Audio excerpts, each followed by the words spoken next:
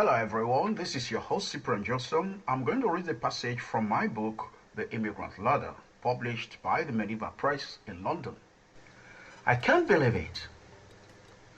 I can't believe that one day Michelle can treat me in this way, said Maxie loudly, so that Fody can hear him.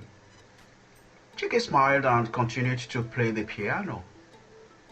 I have lived with a French girl before, said Fody. He was stuffing his pipe with tobacco. Fody smoked tobacco anytime he was in a good mood. In fact, he was waiting for a Nigerian business partner. There was a knock at the door, and it was Mazi Okoye, the spare part trader. Chike stopped playing the piano and rushed to greet Okoye, alias $1 million. Okoye was a frequent visitor to France. It wasn't just a pleasure trip.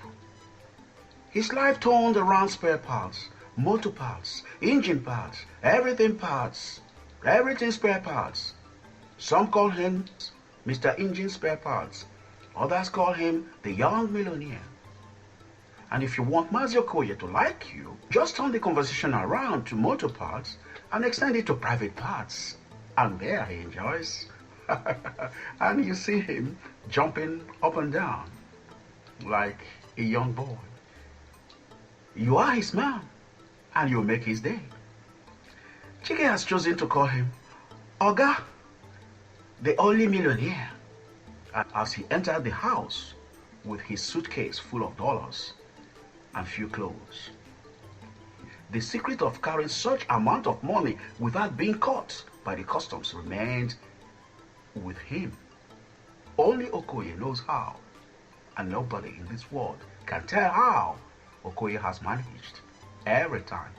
Not one trip, not two trips, in several trips, cross millions of dollars for his spare part business.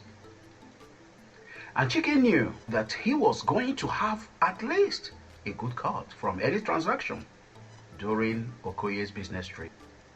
Welcome, sir, he greeted Okoye. This is Paris. Shut up! Fody yelled at him. What's the meaning of your "this is Paris" every time you see someone? This is an obsession. This is Paris here, this is Paris there. Come in, Okoye, and have a seat. What can I offer you? Do you need to ask that question? Say it again. You know what I drink now? He sipped the whiskey and looked at Fody, Chike and Maxie. This is the real whiskey, eh? Ha! These white people, they have very good drink here.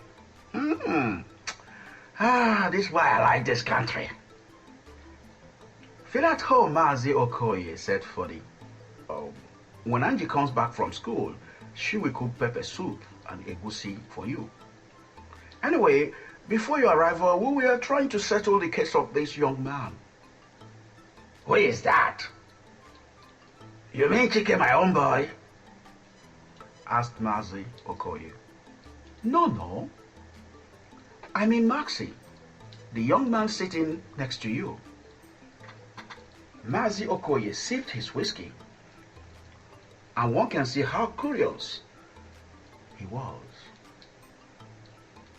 when Fody talked about Maxie. He looked at him, and really, he looked at him again, looked down on him, knowing too well that the boy was not in a good mood. And then he said, tell me what happened. In Nigeria, as long as I am concerned, and no matter the trouble, nothing will happen. Yes, so... Chike interrupted him quickly. This is Paris, sir. And Fody yelled again at Chike. This is becoming too much. You will shut your trap now. This is Paris here, this is Paris there. Can you tell us what you are doing in Paris? You are just a musician. Dreamer. empty dreamer. As I was saying, he continued his story. The girlfriend of Maxie sent him away and he's now homeless.